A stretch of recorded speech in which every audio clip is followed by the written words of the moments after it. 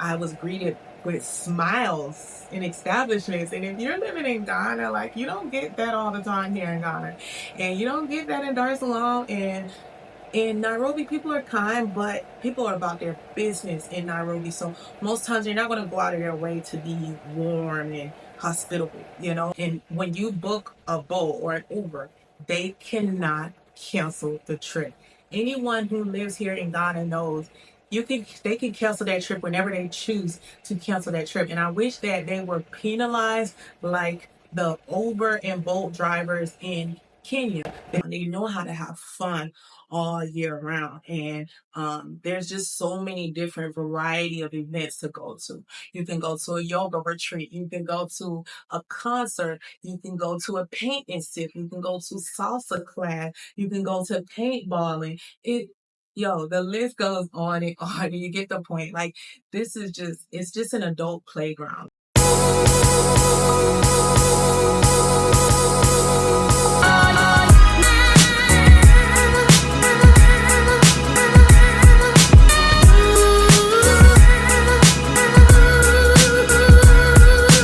Hey you guys, welcome back to my channel. So today I'm going to be talking about what impressed me in the three cities that I've lived in, which is Nairobi, Accra, and Kampala. So today we're going to talk about Nairobi first. So let's get into the video. When I was looking for a place to live in Africa, I had no idea where to start. And I would look for videos such as this one to guide me on which direction I should go. So that's the whole purpose of this video. If you guys like more videos like this, make sure you hit that notification bell. And I appreciate you liking and sharing this video. So let's start with Nairobi. What impressed me about Nairobi was the transportation. Now, when I left Dar es Salaam, I went straight to Nairobi.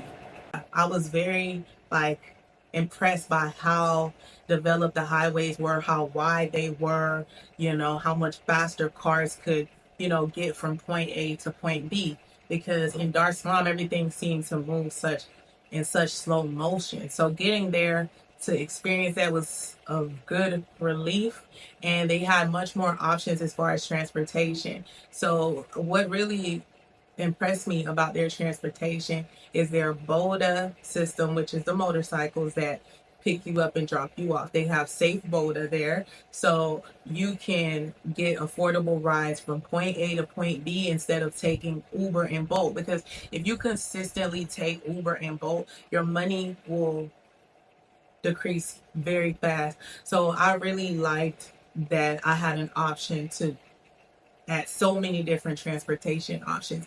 And my favorite was Safe Boda because there was lots of traffic in Nairobi. Even though the highways were wide, like a lot of the back roads were congested because it's just a huge city of different, types of people getting around, and it's a lot of traffic. So when you're trying to beat that traffic, me getting in on a Safe Boda was just so much faster for me. And I got on it with Kari sometimes on the back roads, and it was pretty safe to me in my but you just have to use your discernment. The reason I say it was safe is because it was no traffic. The traffic wasn't moving. It was just Safe Bodas.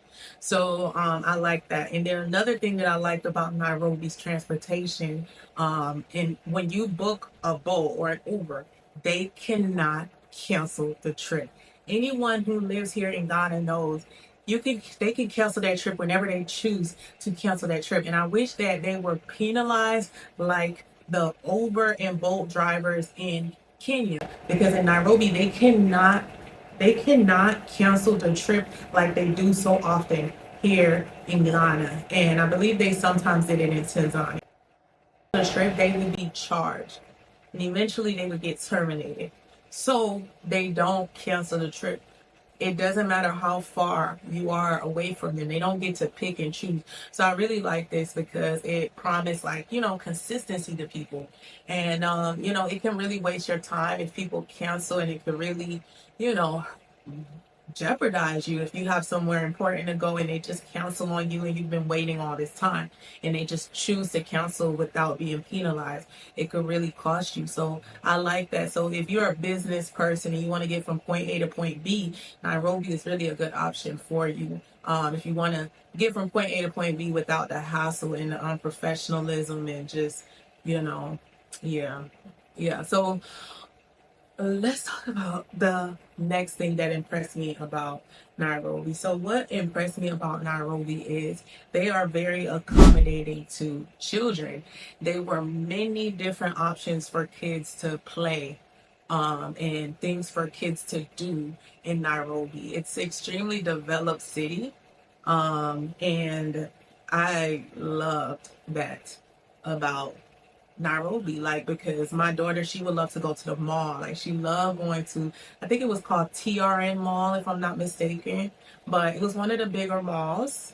I may have got one of the letters wrong, but there they had like a bouncy, a trampoline. They had slides. I put it in one of my Kenya videos, but she had the balls to play and they had an whole arcade. Like there was just so much for them to do. And they even had a festival that was in the park and with the bouncy house and like kids can go and socialize and play. They have things like that here in Ghana too, but that was like very impressive to me. And so many women had children in Ghana, so I mean in Kenya, so they were like very, very nice and kind towards me and Kari, especially towards Kari.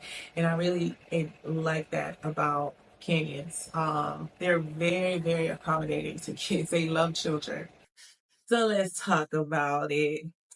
Nairobi impressed me with their mobile money system. They overall, out of all the countries I visited, out of the 5 countries I visited in Africa, which you guys have seen in my journey, um, they had the most impressive mobile money system because in Nairobi, everyone has a 6-digit till number via MTN. And instead of going into the ATM, because some people don't have mobile money, everything is mobile. And I love that because, and then what I love about it is you don't have to put 7 digits, or ask them like, hey, what's your number? What's your number?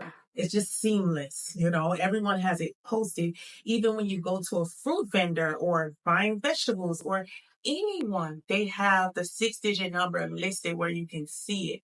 And they have that here too in Ghana for most places. But some people you do have to ask them like, hey, what's your number? What's your MTN number and stuff? So it's a lot more seamless. Now, it's not really bad here, but I must say, like, Nairobi impressed me with that. Like, it really impressed me because it was just way less hassle for me. Honestly, it was way less hassle. Okay.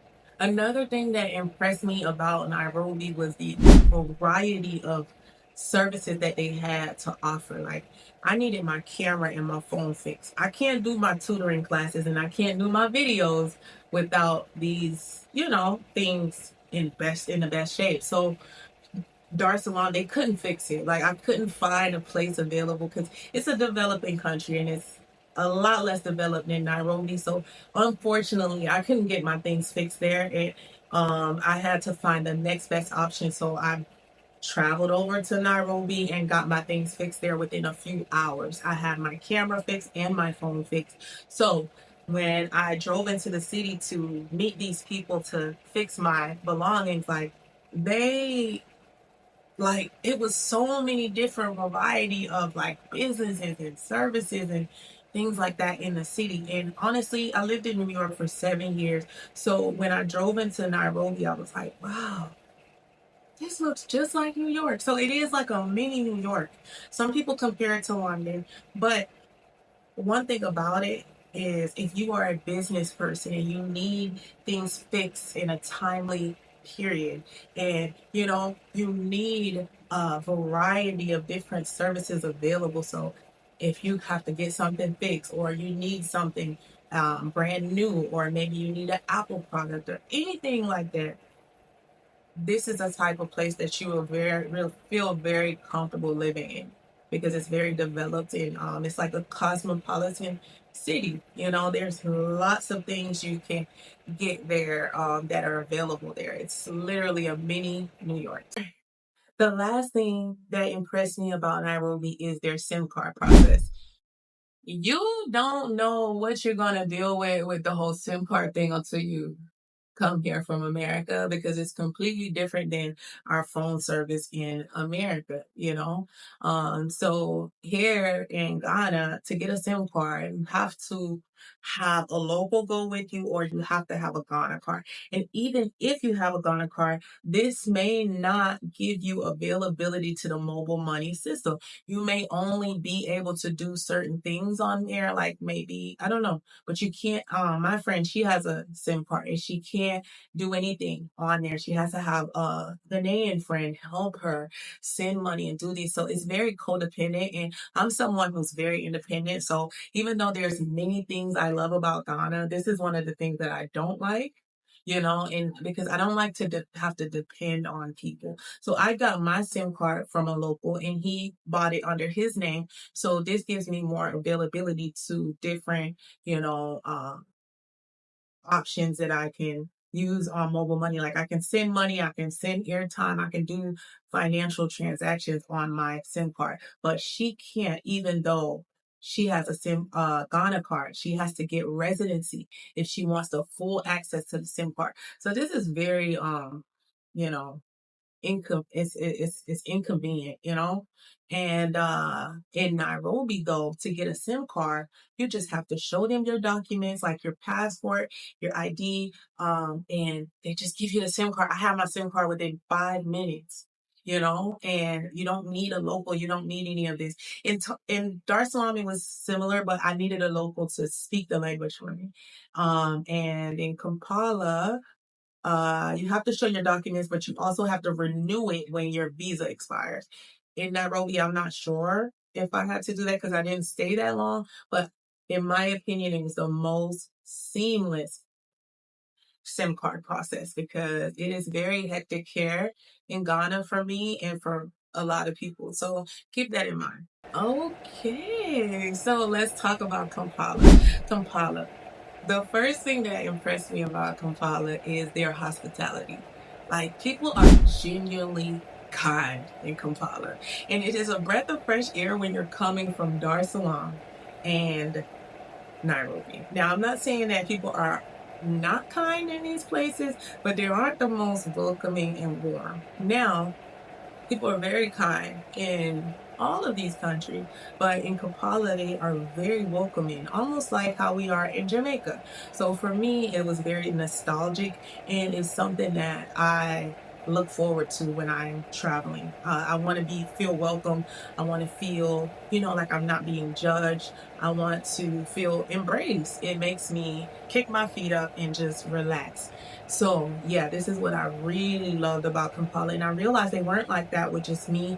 They were like that with everyone. And it's just genuinely how they are. Now I'm not saying everybody is super, you know, like kumbaya and everything like that, but for the most part, like they're just very kind. And this is the city where I felt the less judged by people.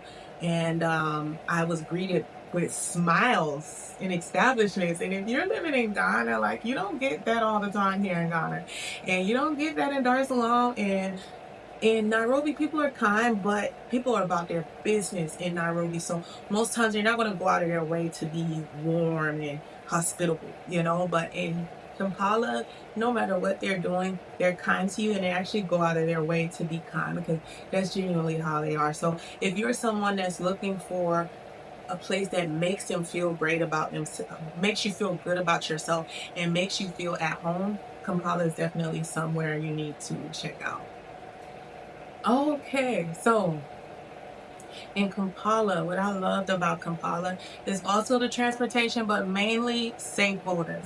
Safe borders because there was so much traffic in Kampala and it was so congested, like one of the most congested cities I've ever lived in. Even more congested than New York, I think. But yeah, like as far as the traffic goes. So Save voters really came in handy for me to get around a lot quicker. And one thing that was different about Kampala and Nairobi is they always go down these back roads. So sometimes here in Ghana, when I'm like going down these back roads, I'm kind of like these people that ride motorcycles. They aren't looking for passengers, and they want to charge you the most ridiculous prices. So for me, it's not an option here as far as transportation. But in Kampala, like they charge you decent prices. Safe Boda overall in Kampala and in Nairobi was very affordable, but in Kampala, they made themselves more available to you. So everywhere you turn, there's a Safe Boda. So if you're someone that doesn't like to wait and you get very impatient very fast because you don't want to wait for Bolt or you don't want to wait for Uber or to look for transportation, this is a good place for you to live. So one of the things that I was impressed with in Kampala is how protective they were of foreigners. Like this is a country where I feel like if their people are in the wrong, like they will back up the foreigner.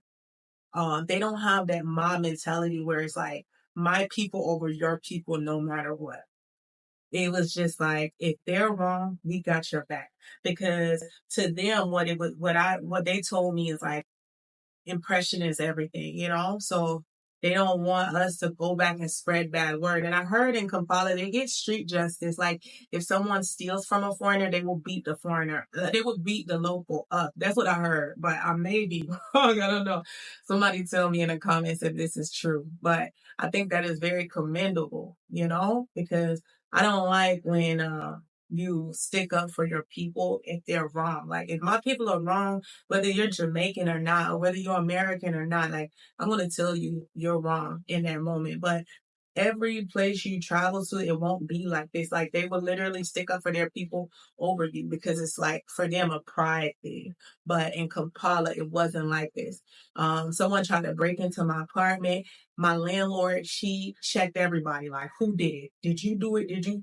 Because she wants to see, like, are you setting a bad impression my for our people? Like, come on, set a better impression. She gonna come and spread the word to other people. And look, I'm a YouTuber, you know, so what you do as one person, it represents everyone.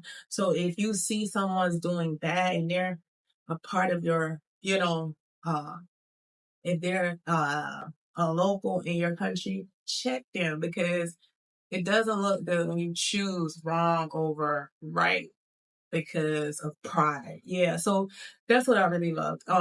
So and I had another situation where I was at the mall and my book bag was open and a bunch of locals in Uganda were like in Kampala, they were like, oh, close your book bag, close your book bag. There was many instances like that where they were trying to like protect me from theft, protect me from harm, protect me from, different things. And I just think like that's because of the pride they have of their country. Like they want to set a good impression for you. And I'm not saying to trust everybody, but just use your discernment. But for the most part, like these people are very kind and they're very like protective. I felt the most protected there than any other city I've traveled to in Africa. So yeah, if this is important to you, I think you would like Kampala. So let's talk about Accra. Last but not least, I've been here for quite a while now and I really love Accra. The things that I prioritize are hair, and the number one thing that I prioritize is entertainment. So entertainment in Ghana has always impressed me. When I came here in 2018, I partied with some locals and some Tanzanians actually, and they showed me a good time around the city. We went from party to party, club to club, and I was like, wow, like, and this wasn't in December. This was actually around September, I believe. And they still had it felt like December how much fun we had, but it wasn't as crowded, So Ghanaians, they party all year long. They know how to have fun all year round. And there's just so many different variety of events to go to. You can go to a yoga retreat. You can go to a concert. You can go to a paint institute. You can go to salsa class. You can go to paintballing. The list goes on and on. You get the point. Like, it's just an adult playground in Accra. So that is the number one thing that impressed me here. Okay, another thing that impressed me was the variety of soul goods, especially like in the traffic, because when you are traveling, through this, like when you're traveling, when you're in traffic and you need certain things, like let's say you're in a rush and you haven't eaten or you haven't, grabbed certain things, or maybe you forgot your charger. Like here in Ghana, they make it available for you. Everything you need, they have charger. They'll wipe your window. They'll sell you buff They'll sell exfoliating scrub. They sell so many different things. In Africa and different places, it's not as developed. So people will sell things in the traffic. I think they do this in New York too, is California. There's different places that this is done in. But here, like, they have the most variety out of all the countries I visited. In East Africa, I feel like most people was just selling chips and water, and that was it. So if you forget to eat, that's it. You won't get anything to eat, especially like in Tanzania and places like that's less developed. So here, like, you get everything in traffic. I personally like buffalo, so every time I'm driving in traffic, I look forward to it, and they just have so many. Like, it's like they're natural sellers. I must say, Ghanaians and maybe Nigerians are just like not West Africans. Let's just say West Africans. I don't know because I haven't visited any other West African country, but it seems like based on how Ghanaians move, maybe, just maybe, Ghanaians, let's just say Ghanaians are great sellers. Like they know what people need, they're aware of what people need and what they want. And that's very impressive to me. Another thing that impressed me is the social media marketing here in Ghana. When I was in Kampala and when I was in Tanzania, there are certain things that I tried to find on social media and I would use certain hashtags, and it was very difficult for me to find certain services. But here in Ghana, if you put like Ghana tripod, Ghana hairstylist, Ghana, whatever it is you're looking for, they make it available on social media marketing. Also, once you change your settings on Instagram or Facebook or whatever to dislocation, a lot of people like they put commercials on Instagram so it pops up immediately, like, and whatever you use in your algorithm that you were searching for, like it'll pop up because they're actually marketing themselves. So that goes hand in hand with what I was just saying about the variety of soul goods. Like they're just natural sellers. So social media marketing is very important because people from the West, this is how we shop. This is how we look for things, is social media. So when you're coming here from the West, when you're looking for certain things, it's not so much of a culture shock and a disappointment when you can't find a service that you need. So it's really